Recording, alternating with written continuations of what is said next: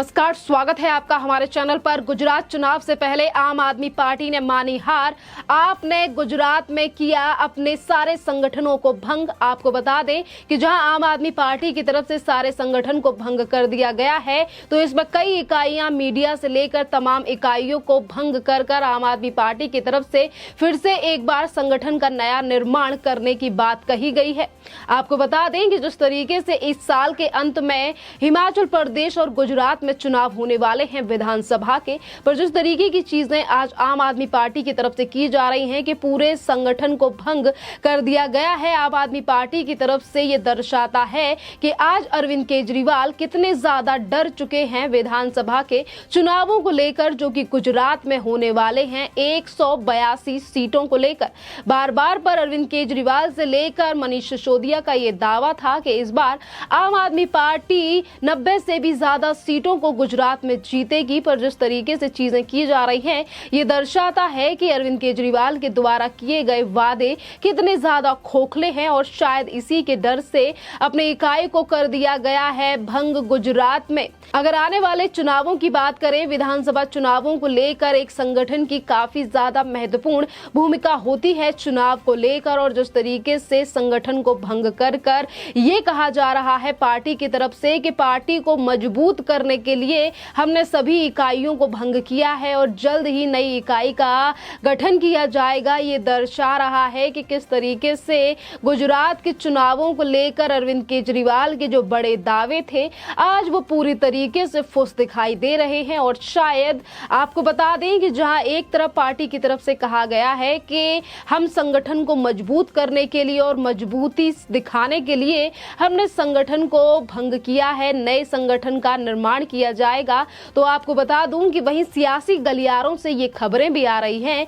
कि जिस तरीके से चीजें हिमाचल प्रदेश में देखी गई थी आम आदमी पार्टी के साथ, कि तमाम प्रदेश अध्यक्ष के साथ और तमाम बड़े अधिकारियों ने कर लिया था भारतीय जनता पार्टी को ज्वाइन, और शायद यही चीजें होने वाली थी गुजरात में। और उससे पहले ही आम आदमी पार्टी ने अपनी इकाइयों को भंग करके ये दर्शा दिया है कि वहां के जो जनता है और वहां के जो खुद पदाधिकारी हैं आम आदमी पार्टी के, वो किस तरीके से आम आदमी पार्टी के वादों और नेताओं के ऊपर भरोसा नहीं करते। खैर, इसी के बीच में आपको ये भी बता दूं कि आम आदमी पार्टी की तरफ से इकाइयों को तो जरूर भंग कर दिया गया है, सिर्फ एक सदस्य को छोड़ के, यानी कि प्रदेश अध्यक्ष को छोड़ के पूरी इकाई को भंग कर देना ये दर्शाता है कि आज आम आदमी पार्टी चुनावों से पहले ही हार मानकर बैठी है। बार बार पे कहा जा रहा था कि इस बार भारतीय जनता पार्टी की सरकार गुजरात में नहीं बनने वाली है, क्योंकि इस बार नई हवा चलेगी गुजरात में और आम आदमी पार्टी की सरकार गुजरात और हिमाचल प्रदेश में बनेगी। पर जमीनी हकीकत जो दिखाई दे रही है, जनता का जो गुस्सा लगातार दिखाई दे रहा है, क्योंकि तिरंगा यात्रा से लेकर उससे पहले भी आम आदमी पार्टी और दिल्ली के सीएम और आम आदमी पार्टी के संयोजक अरविंद केजरीवाल की जितनी बार भी रैली गुजरात में हुई है, वहां पर तमाम बार ये चीजें देखने के लिए मिली हैं कि किस तरीके से कुर्सियां खाली रही हैं इन बड़ी सभाओं में भी, और जनता नहीं आई अरविंद केजरीवाल के उन रोड शो से लेकर उन सभाओं में, जिसको लेकर अरविंद केजरीवाल की तरफ से बड़े दावे किए गए और कहा गया कि इस बार दिसंबर में होने वाले चुनावों में भारतीय जनता पार्टी को मात देकर आम आदमी पार्टी जो है वो चुनाव लड़ेगी और इस बार आम आदमी पार्टी का ही मुख्यमंत्री गुजरात में होगा। खैर, ये बातें इसीलिए भी सामने आ रही हैं क्योंकि दिल्ली के बाद पंजाब में आम आदमी पार्टी की सरकार बन चुकी है और अब अरविंद केजरीवाल को लग रहा है कि उनका जो स्कूल का मॉडल है, जिसको लेकर वो तमाम जगहों पर पहुंचते हैं, और खास तौर पर दिल्ली में इस तरीके की चीजें हैं नहीं, जिसको लेकर तमाम सोशल मीडिया पर सच्चाई और वीडियोस लगातार वायरल होते रहते हैं। पर आज आम आदमी पार्टी की सरकार पंजाब में बन चुकी है, पंजाब में मुख्यमंत्री है आम आदमी पार्टी के, तो इसी को लेकर आज आम आदमी पार्टी जो है वो हिमाचल प्रदेश से लेकर गुजरात में हुंकार भर रही है। पर ये हुंकार जो है वो पूरी तरीके से धीमी पड़ती जा रही है, जिस तरीके से आम आदमी पार्टी के खुद के कार्यकर्ता आज उन्हीं की पार्टी में नहीं है, क्योंकि इकाई भंग करने को लेकर तमाम जो लोग हैं जो सोशल मीडिया पर भी अपनी राय रख रहे हैं, उनका भी यही कहना था कि ये जो इकाई के लोग हैं ये भारतीय जनता पार्टी में शामिल होने वाले थे, और उससे पहले ही कि बड़ा झटका लगे और लोगों को पता चले कि आखिरकार गुजरात में हो क्या रहा है आम आदमी पार्टी में, उससे पहले ही इन्होंने अपने अपनी इकाई को भंग कर दिया है। खैर, बात अगर हम इससे पहले के विधानसभा चुनाव की भी करें, आपको बता दें कि 2017 दिसंबर में जब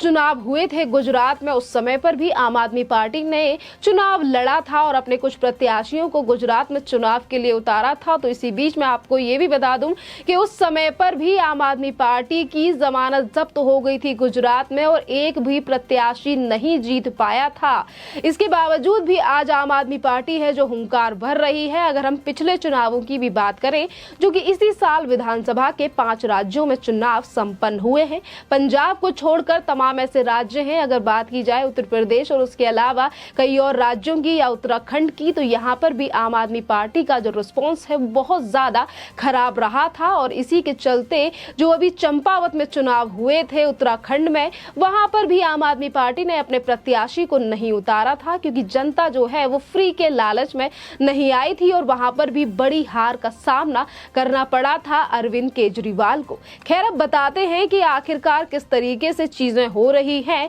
गुजरात में, क्योंकि अरविंद केजरीवाल और उनकी पार्टी लगातार हुंकार भर रही है। बार बार पे कहा जाता है कि भारतीय जनता पार्टी डर गई है। दिल्ली के सीएम अरविंद केजरीवाल और आम आदमी पार्टी के संयोजक अरविंद केजरीवाल की जब गुजरात में तिरंगा रैली निकली, तो उस समय पर उन्होंने तमाम बातों का इस्तेमाल किया। उन्होंने कहा कि भारतीय जनता पार्टी हमसे डरती है और भूपेंद्र पटेल जो कि मुख्यमंत्री हैं गुजरात के, वो असली मुख्यमंत्री नहीं है, बल्कि इनकी जगह पर तो सीआर पटेल सरकार चला रहे हैं और ये भारतीय जनता पार्टी वाले मेरा नाम लेने से इस तरीके से डरते हैं। तमाम बातें भी कही गई और इसके साथ ही उन्होंने कहा कि मेरा नाम लेने से डरते हैं, इसीलिए मुझे महाठग कहते हैं। मैं चुनौती देता हूं कि मेरा नाम लेकर दिखाइए। भारतीय जनता पार्टी और कांग्रेस से गुजरात के लोग जो हैं वो त्रस्त हो चुके हैं और अब वो आम आदमी पार्टी का साथ चाहते हैं। जहां जनता का साथ की बात कर रहे हैं अरविंद केजरीवाल, तो वहीं पर किस तरीके से आज जो जनता है उन्होंने ही